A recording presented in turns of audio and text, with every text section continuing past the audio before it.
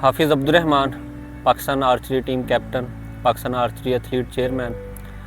पिछले 4 साल से नेशनल चैम्पियन हूँ। जितने भी ओपन ट्रायल्स हुए इंटरनेशनल के लिए उसमें अल्हम्दुलिल्लाह नंबर 1 हूँ। और वर्ल्ड रैंकिंग में जो मेरी डिवीज़न है रिकर्व, उसमें पाकिस्तान में टॉप रैंक हूँ। मेरा आर्चरी का सफ़र काफ़ी तवील रहा। शुरुआत में मैं जंग से शोरकोट जाता था, जिसका आने जाने का कोई फ़ासला 120 किलोमीटर के करीब था। मैं सुबह सवेरे उठता था और अपने कोच के ग्राउंड पहुंचने से पहले मुझे ग्राउंड में पहुंचना ज़रूरी होता था और ये मेरी डेली की रूटीन थी। 2-3 महीने तक मैं जाता रहा। उसमें सर आमर यासीन, जिनकी वजह से आज मैं इस लेवल पे हूँ, तो उन्होंने मेरा बहुत साथ दिया। उसके बाद इंटरनेशनल कॉम्पिटिशन्स के लिए बांग्लादेश के जो मेरे कोच हैं सर ज़ियाउल हक साहब, उन्होंने भी बहुत साथ दिया। पाकिस्तान में आर्चरी तकरीबन जो प्रॉपर खेली जा रही है 6-7 साल से खेली जा रही है। उससे पहले फेडरेशन थी 2005 से, लेकिन इतना वर्क नहीं हो रहा था। पाकिस्तान टीम की जो बात है वर्ल्ड रैंकिंग में, अभी तक तो पाकिस्तान ने कोई इवेंट नहीं खेला, लेकिन एशियन आर्चरी चैम्पियनशिप में पाकिस्तान 7वें नंबर पे था 2021 में। उसके बाद हम इराक में खेलने गए एशिया कप स्टेज 2, उसमें हमारी 9वीं पोजीशन रही है। हम एशिया में टॉप 10 में आ रहे हैं अल्हम्दुलिल्लाह। और जो इंडिविजुअल रैंकिंग है वो भी हमारी अंडर 25 है इन एशिया कंपटीशंस में। जितने ज़्यादा चांस मिलेंगे उतनी हमारी रैंकिंग बेहतर होगी, पोजीशन आने के ज़्यादा चांसेस हैं। पाकिस्तान टीम सेल्फ फाइनेंस पे जाती है, लेकिन कुछ कंपनियां हमें स्पॉन्सर करती हैं, हमसे वादा करती हैं, लेकिन लास्ट मोमेंट पे आके वो हमें इनकार कर देती हैं। मेरे साथ एक वाक़या भी हो चुका है।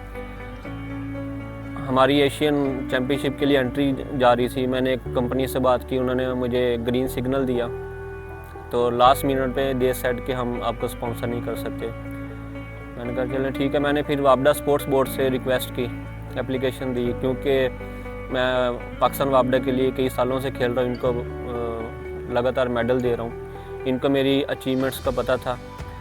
तो इन लोगों ने आउट ऑफ द वे जाके, स्पेशली मैं थैंक्स भी बोलूँगा हमारे जो सेक्रेटरी जनरल हैं रज़ाक गिल साहब और डीजी मुशर्रफ साहब, इन्होंने बहुत पेन लेके मेरे इस स्पॉन्सर को मैनेज किया और अल्हम्दुलिल्लाह वहाँ पे जाके हम 7वें नंबर पे आए। और ये हिस्ट्री में पहली दफ़ा है कि पाकिस्तान टीम 7वें नंबर पे आई एशिया में।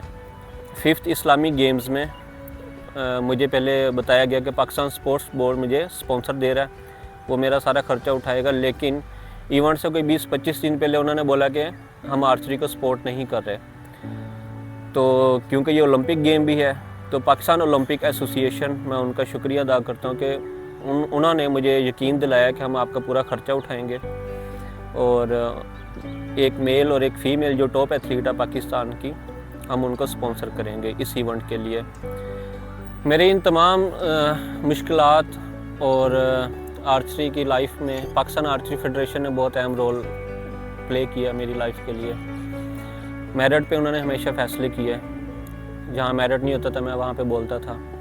स्पेशली हमारे जो प्रेसिडेंट हैं जनरल आरिफ हसन साहब और सेक्रेटरी जनरल जुल्फ़कार अली भट्ट, इन्होंने मेरा बहुत साथ दिया कि